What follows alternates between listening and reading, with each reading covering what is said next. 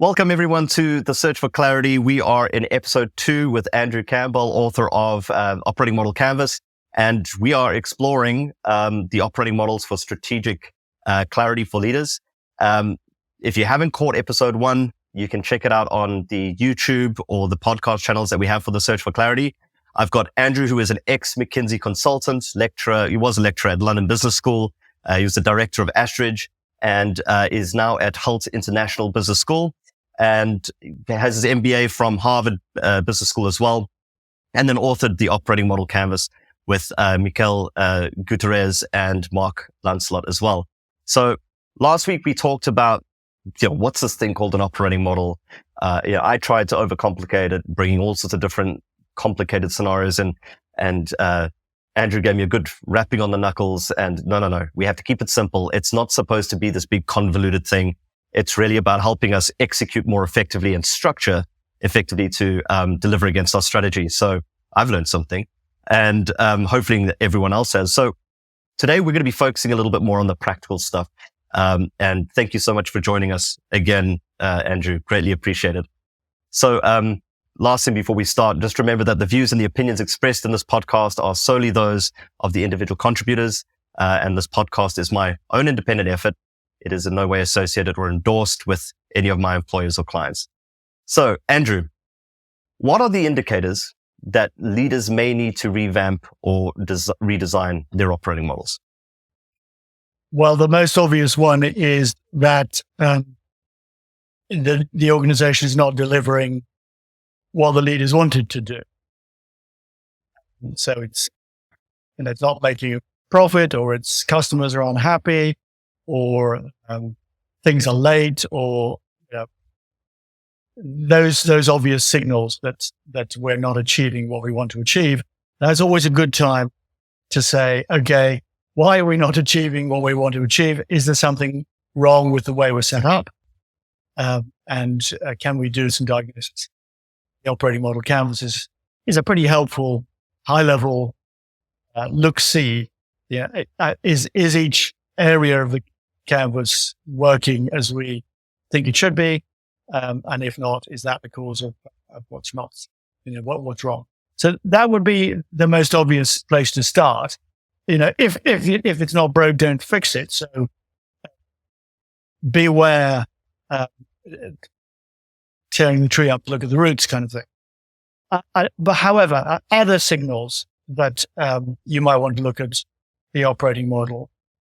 Clearly, if you've changed strategy and you haven't changed much, we were talking in the last episode, I think, about changing to cloud-based operating model, but keeping most of the people the same. Probably a good time to have a look, see if that really is appropriate. So if you're making change, if there are tensions, so if you find that people in the organization are complaining about each other, or are complaining to you as a leader that things are difficult, that's a good time to look at the operating model. I think an academic colleague of mine called C.K. Prahalad had a lovely phrase about most organizations are like Delhi in midsummer. You getting up in the morning and getting to work is a real struggle, and getting anything done during the day is a struggle.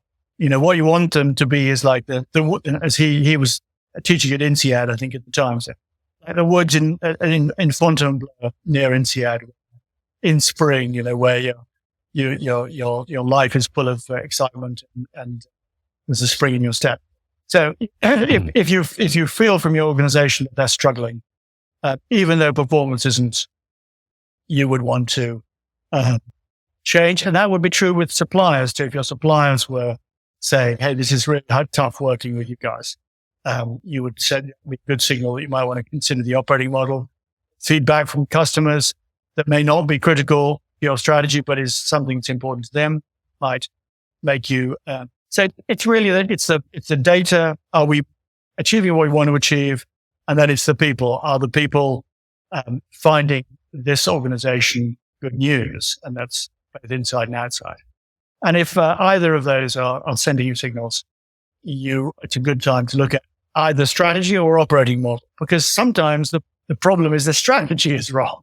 And therefore, the organization may be well set up for the appropriate strategy, but you've actually got the wrong strategy. Some leaders come in with some new ideas, and it just doesn't fit the situation, and you need to change the strategy and keep the operating model the same. So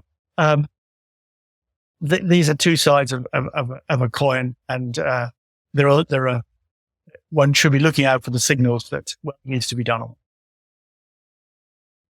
That's very helpful. And I suppose if, from what I'm learning and from what I'm hearing from you, if you are finding that you've got particular challenges, say with the culture of the organization, it's a great diagnostic tool similar to the McKinsey S framework to go and try and evaluate as a diagnostic and then find the correct intervention as to why, we might have certain challenges in certain parts of the operating model to see if there's correlations between, is it the processes that are causing the challenges from a cultural perspective or vice versa, etc. Yes, I mean, to get back to the conversation we're having about the meaning of these things, we could call it the operating checklist. Yeah, you mentioned that, so correct, yes. It's no more than that. So things you need to think about. Yeah. And you do have a checklist that has been really nicely laid out in the publication. It's a really great, if you haven't read it, you need to buy the book. It's a really great illustration of all of these things. So it's got a checklist built into it, to help you walk through, assessing the operating model. So there it is. There's the checklist. And it's got many different case stories from different organizations to show you how they've gone through the process themselves. And so, absolutely right. Thank you for raising that up again. Good tool in a diagnostic. How in your experience, Andrew? So I'm a leader. I've got a team. I'm trying to get to specific outcomes. How's this journey look like? Do I just go and get the canvas, draw it out on a whiteboard and start fleshing it out? What's this all practically look like when a leader decides, right, I might need to relook at my operating model? Can you give us a walkthrough as to what that journey would look like until it gets to an actual tangible, this is now what we're executing against? Yes, let me try. The reality is that it always depends what you think the problem is. And you're going to change the journey because you're always trying to make the journey as short as possible and as least time consuming as possible. So it wants to have short elapsed time and short leadership time, organization, people time, because all of this time one spends thinking and designing and planning, you're not doing. Right. So you will change the journey depending on what you think the problem is. Often you end up deciding that your initial idea of what the problem was wrong, and therefore you then switch back and you go back to square one. But how would you start? And it's slightly difficult to answer this if we don't have a particular problem in mind, but let me try and do it just the same. So we've got a management team, 5, 6 people, lead an organization. Maybe that organization is only 100 people, maybe it's 1,000, maybe it's 10,000. And they have, let's assume that they have decided they wanted to change something in the strategy. So they've said, we want to get closer to our customers. We're getting some feedback from customers. And we also think there's more business to be got from those customers if we understood them better and we tailored our behavior and our products and our services better to their needs. Right. So they would probably have already done, but let's assume they haven't. They would probably have already done some thinking about the customer. Okay, we need to think about who our customers are. So we want to segment them. There are different types, and some who want high touch, and some who want low touch, and some who want quick service, and some who want cheap service, and so on. So we've segmented our customers into different groups who want different things. And then we've designed some new services, value propositions for those different groups of customers. So for the ones who want high touch, we've decided, well, what we need is a call center with slightly higher quality people in it who can interact with those customers, solve their problems, in a hand-holding way.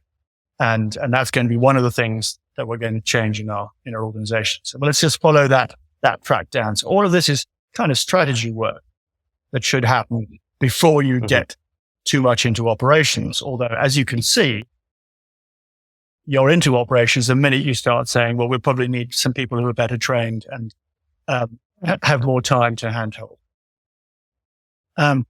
So you would then probably sit down with your top team. Okay, we've sketched out this idea that we're going to create this separate team who are going to be available for the customers who we view require high touch.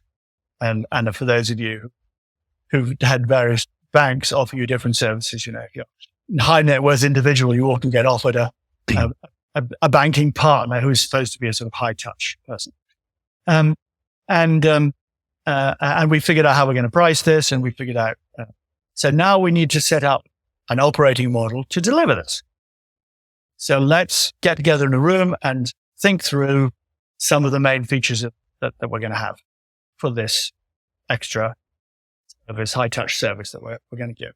So we're going to put the canvas on a flip chart, literally hand draw it, and let's work our way through. Let's start off with, okay, who's the target customer? Okay, so these are people who want high touch service. Second, what's the value proposition? Okay, so we're going to offer, and then we're going to make some statement of exactly what it is we want to offer these.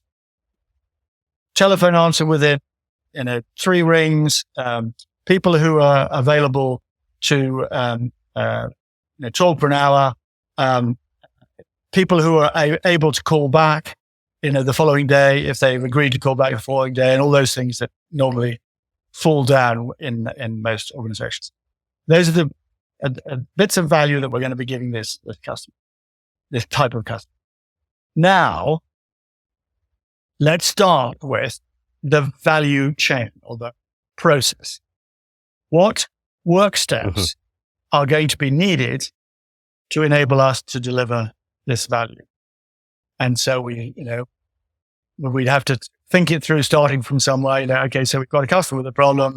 They call. Step 1 is take the call. And, step 2 is have a detailed discussion, understanding the customer's problem. Step 3 is bring in extra expertise if required. Okay, got it. So these people have got to have access to extra expertise. So we're going to jump when they say jump. That's going to be difficult. Step 4 is call back the following day to check if the customer's problem's been solved, and so on. So we've laid out the process, right? And as we think through that process of work, we start to think about other elements. Jump in. People, power, relationships, IT system support, and so on. And then we would then kind of let those, maybe scribble them down on a separate flip chart as they occur to us, but then look at them in more detail as we go around the other parts of the canvas. So then the next bit would be organization. Okay, so we're going to need some people, and what sort of people, and who are they going to report to, and are they going to be a team, or are they going to be individuals? Are they going to work at home? Are they going to? Okay, so we think through the people in the organization.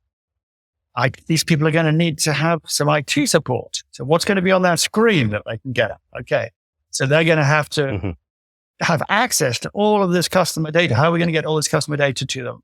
And they're going to have access to they're going to need access to a lot of expert support. So they're going to be able to have to put in questions the customer asks, just like a doctor, and access some answers maybe that they don't happen to have in their head. So now we've thought through the screens that they need. Now, then, are they going to be working at home? Are they going to be working in the office? Or are they going to be half and half? How's we're going to need a building for them? Do they want to be close to the engineers who go on call outs so that they can run next door and say, look, this guy needs somebody tonight. Is anyone available tonight? Or can we do that through a screen? Then we have to think about, and then we think about, how are we going to manage these people?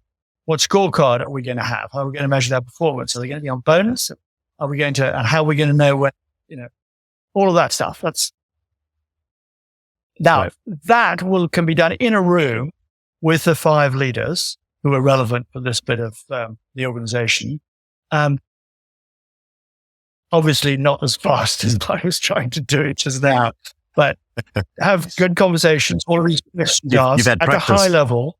At the end of that session, they will have a long list of things that they as a group want to come back to, or they've delegated to different members of the group to say, okay, can you chase up on this and you chase up on that and you chase up on that? And we'll meet back together again in 2 weeks' time. And I have seen with a small organization, the whole journey done in 2 days. I have been involved in organizations where after 2 years, they haven't paid as much. Absolutely. That's about people and whether they're able to make decisions. That's really helpful. Thank you very much for that, Andrew. Yeah, and that was actually going to be my next question: is how long should this be taking in your mind if it's done? Well, given that you're trying to do things as quickly as possible, and given that it depends a little bit on the urgency, but if you're trying to launch a new high-touch service, then it could be quite sensible to take 6 months overthinking it through and making sure you've got it all set up before you launch it. You could imagine it might even take a year because you might go through a couple of iterations and realize halfway down the journey that you hadn't got the value proposition right and you had to click back. And you're going to want to do some tests and so and so. And that's what I liked about what you said is you had the business. You spoke about the business model aspect first. That's we need to have that defined and very clear in order to go to the rest. And that's to your point. That's why it would probably take longer, right? Because you need to understand the market. You need to understand what it is you're trying to do. So that all made and very good that sense. I see. One of the problems I have, and one of the criticisms I have, to a degree, of the work that I've seen on business architecture, which I see as the sort of IT architecture of the business, is that the tools that they use and the capability mapping tool in particular, it's very prominent, doesn't start with who's the customer and what's the value proposition and what's the process for delivering that value proposition. It sort of starts with what capabilities do we need, which is the sort of the same question, but it just attacking it from a slightly different angle. And I think it often ends up with a less, it's framed differently, less honed, less well designed outcome. That's very helpful. And so once a leader's done this, and I guess the next question I have is, if you're in a very complex, I mean, I'm just not sure if you're familiar with the term VUCA, that volatile, uncertain, complex, ambiguous world that we live in. I think we've just had a recent illustration of flights and so forth being grounded because of an IT glitch that occurred. When designing, I mean, what advice would you give to leaders who need to build nimble and responsive, adaptable operating models? And I'm going to include the business model element into that because it is so interwoven. But you need it to be robust as well. What's your guidance around that for leaders to make sure that you don't spend that year getting it done and, the landscape's changed already in a year, and you have to make a lot of changes. That really probably starts with strategy because it's really strategy driving everything. So, but there isn't really a solution to this. Let's take my example of the high touch service. So we spend a year designing and setting up an organization to deliver a great high touch service. And then for whatever reason, customers don't want it anymore. We then have to close it down again. I think there's an analogy here that some parts of operations are very unagile and some parts can be made very agile. Buildings are very difficult to make agile because, you can't tear them down and rebuild them every 6 months. You have to there build are things you can do. You can have lots of open space. You can have movable walls. And so there are things you can do, and people are doing that. But I'm sitting in an old house at the moment, and it's taken us many years to get it designed and organized in the way that we like it. But other things are very easy to change. So you can people are something a bit like buildings. People do not change easily. And if you are trying to make change fast, you need rather unusual people. It's about your chess checkers thing. Some people can play both, right, but many can't, or tennis, squash, or whatever it is, the analogy you use. But people are much less flexible than you imagine. And so, the easiest way to make that dimension agile is to have people on contract, and then you can change them without too much pain. Because obviously you don't want to have people on employment contracts and then have to change them after a year or 6 months. It just be unfair on them. Right, but if you've got people on contractors or part-timers or whatever, it's much easier. And which is why organizations use consultants a lot. Because consultants are a wonderful, flexible resource. You can get them doing something, and then if you decide it's not such a good thing to do, you can tell them to go somewhere else. So I think there are solutions to almost any agileness you need, but you need to be very clear what sort of agileness you need. I mean, one of the things that I notice is often the thing that gets in the way of the change that the organization wants to make is the leader. And once you've appointed a leader, you have built a building, because that person is that person, and they won't change easily. Sure. They're usually over 50, big over that quite a bit myself. I know exactly how difficult it is. So, you could say, well, we need leaderless organizations because leaders are often a source of friction.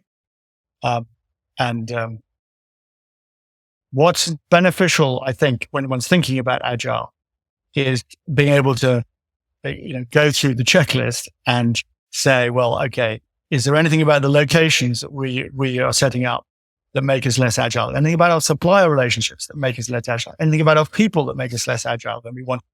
IT systems are often the hardest things to change, and so on. So it's about thinking it through. That's really helpful. Thank you, Andrew. Nice, real practical answer to that as well. So we're coming up to time. And again, Andrew, it's been really wonderful to get all this knowledge from you. You don't get this when you read the book. It's there, it's in the pages, but the context and the discussion and the nuances, this has been really, really highly advantageous. So I guess, Andrew, what I'd love to know is the big favorite question is, with all your years of experience through very prestigious organizations, you've got a prestigious, you've learned from many prestigious universities, and you, of course, have been involved in tremendous strategic and operational discussions with some very heavyweight leaders across the globe. What would be if this was the platform to give your single life learning advice on, what would be the one thing you would like leaders to know about effective execution on strategy through operating models today? What would that one piece of crucial advice be? I'm not even going to answer the question exactly as you put it, because I think that the thing that I perceive is most wrong with organization is that people are very clear, people throughout the organization, so this is not just leaders, are very clear about who their boss is, but they're often not very clear about who the customer is. And that customer is often inside the organization rather than outside. They often do know what the external customers are, but they don't know what their internal customers are, and they don't know what their value proposition is to those internal customers. So they think, like Jack Welch from GE fame used to say, organizations have their face to the boss and their arse to the customer. And this is the problem, I think, with lots of people, is that they are, if you think, well, what are you doing in this organization? Well, I'm working for so-and-so. No, wrong answer. What you're doing in this organization is you're trying to give some value to X in department Y, and there may be 3 or 4 people you're trying to do something for, which is different from your boss. Occasionally your boss is your customer, but normally your customer is not your boss. If everyone in the organization knew who their customer was or their customer is and what value they were trying to deliver to them, independent from their boss. And that, I think, is that attempts in this modern idea of some mission-driven organizations. But that would be my one bit of advice. Get everyone right down to their customer. Thank you very much. Thank you, Andrew. So that's it, everyone. Again, thank you, Andrew, for the wonderful episodes that you helped us put together. Lessons learned, the big lessons learned for me is operating models, keep them simple. It's a wonderful checklist and diagnostic to see what the health of your current operating model is. And it's also a tool to help you reconfigure and looking at how to redesign it. But it doesn't need to be this big organizational behemoth. It can be used for a department. It could be used for a team. It could be used for any place that has a particular strategy to deliver, to help them understand how to best structure themselves to deliver against that strategy, which brings us to the next big lesson. You cannot successfully go and create an operating model unless you know what your business model is, your value proposition in particularly, as well as, who your customers are and how you're going to deliver that value proposition to them. Then, as you've mentioned, now it's knowing who that customer is. It's not your boss necessarily. If you're inside an organization, it's knowing that who your customer is in that organization, what the value proposition you are supposed to be delivering to them is supposed to be. And that operating model is going to help you then go and structure yourself to deliver more effectively that value proposition to that customer. So much was learned. I've got a lot more clarity, and we'd hope so, given that the title of this is The Search for Clarity. So I got a lot more clarity. I hope everyone else has got a lot more clarity about the publication. I will have links to the publication. I'll have further links to Andrew Campbell, as well as links to the YouTube videos as well. Do check out episode 1 if you've missed it, and stay tuned for our next podcast we'll be announcing in the next 2 weeks or so. Thank you very much, everyone, and I hope you had a good journey with us while we search for clarity. Thank you, Bye-bye. Richard.